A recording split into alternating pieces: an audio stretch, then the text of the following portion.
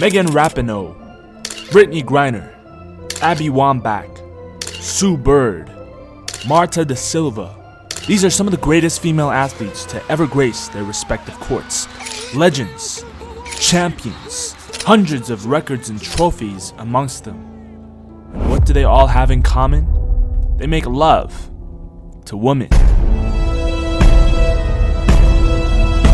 In the entire history of the NBA, only one former player has come out as gay. Meanwhile, in the WNBA, amongst the WNBA's top 15 players of all time selected by players, media, and fans in 2011, at least 4 have publicly identified as lesbian. Sheryl Swoopes, Sue Bird, Diana Taurasi, Becky Hammon, all gay.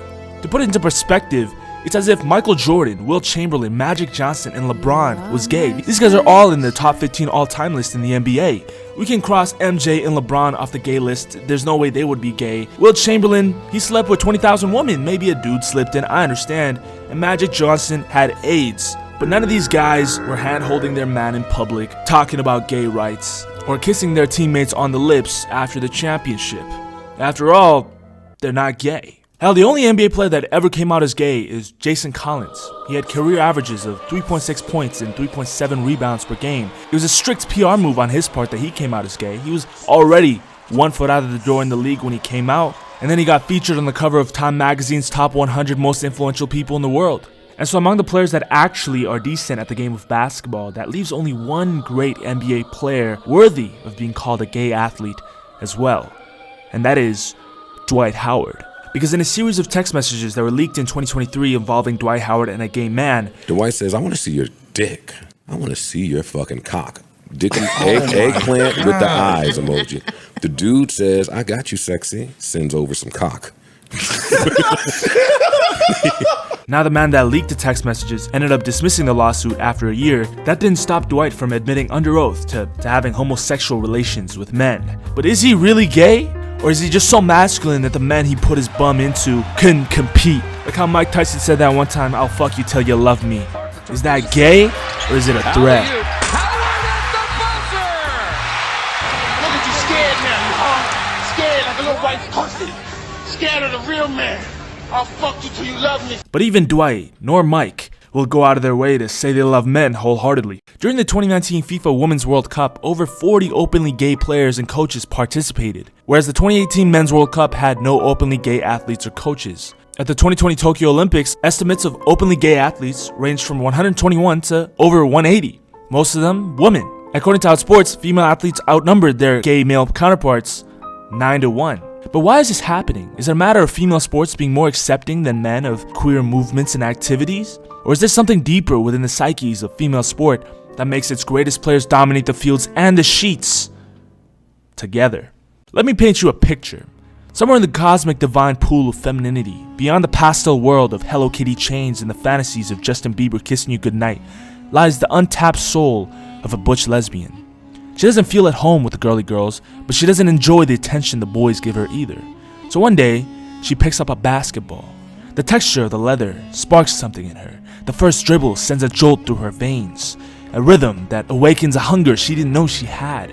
She throws herself into the game we call ball, finding solace in the sweat, the drive, and the competition. But she soon realizes that there's a ceiling to the court she swore she could fly on, when she realizes that women, well, they suck at basketball. This disheartens her to no avail. Imagine being a boy watching black boys fly, realizing that they can climb heights that you can't. Genetic determinism. And now imagine how that feels to be a butch lesbian female. How much it stings harder that they cannot climb to the heights to their male counterparts, not because of just genetics, but their gender as well. Women are 2 to 8 times more likely to tear their ACL than men do.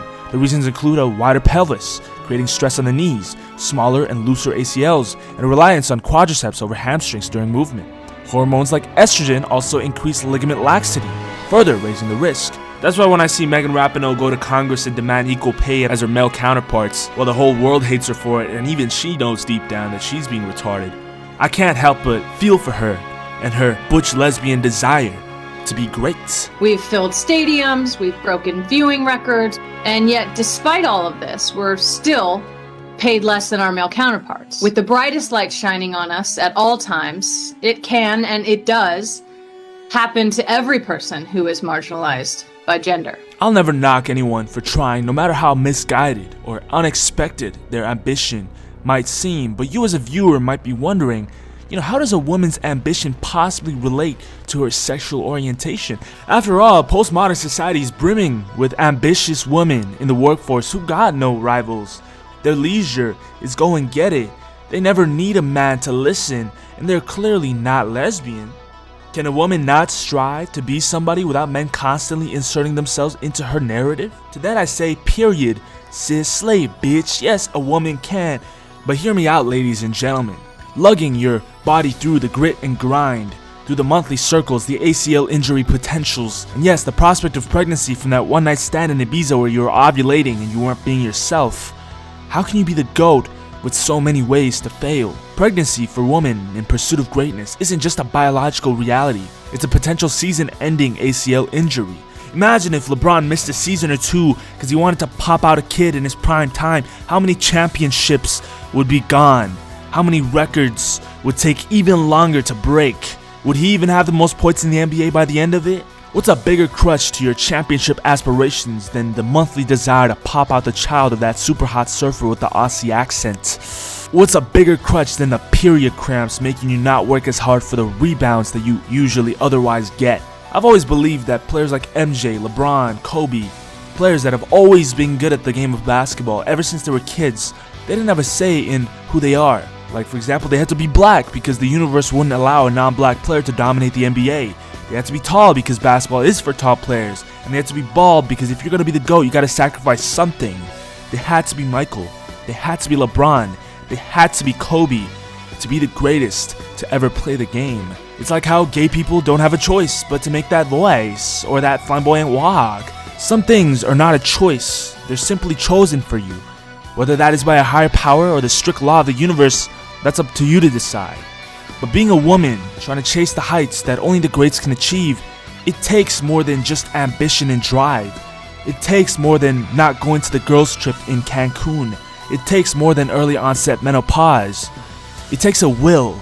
The natural prerequisite for a woman to scale the greatness of sport is to be a lesbian. The two biggest sports in the world, football and basketball, have two female athletes who tower above all others, standing alone at the peak of greatness. Decades of dominance, unmatched records, dozens of trophies between them, individual, collective, they've won everything.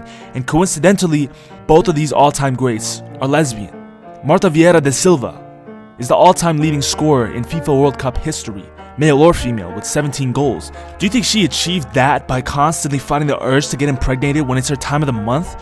No, of course not. She's gay, and not just gay, she's engaged to her teammates. Then there's Diana Taurasi, WNBA's all-time leading scorer, 3-time WNBA champion, 5-time Olympic gold medalist. Decades at the top of her sport, she's still playing. Could she have done that by taking maternity leave mid-career? Hell no! Sue Bird, the Michael Jordan of the WNBA, is married to Megan Rapinoe, one of the greatest female football players of all time. Sam Kerr, arguably the greatest female football player of all time, is married to her teammates. Right, this is like if Michael Jordan was fucking Maradona in the 80s, or Messi was kissing Neymar in the tongue after La Remontada. A pregnancy isn't a milestone to these ladies, it's a choice with profound implications. Getting pregnant, that's a career detour, a season-ending injury, if not more. How many layups go untaken? How many assists are missed? How many championships slip through your fingers when you're changing diapers? You think Father Time is the greatest reaper of athletic careers? Maybe.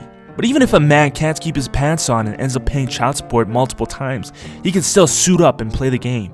For women, the stakes are higher. Motherhood becomes their life. They're too connected to the laws of nature to escape it. Unless they're gay. Marta and Diana, they didn't choose to juggle chasing greatness and child rearing. They chose ambition, they chose dominance, they chose themselves. And their teammates as well, who were the only ones that understood what they were going through biologically, and their sexual orientation lined up with their desires.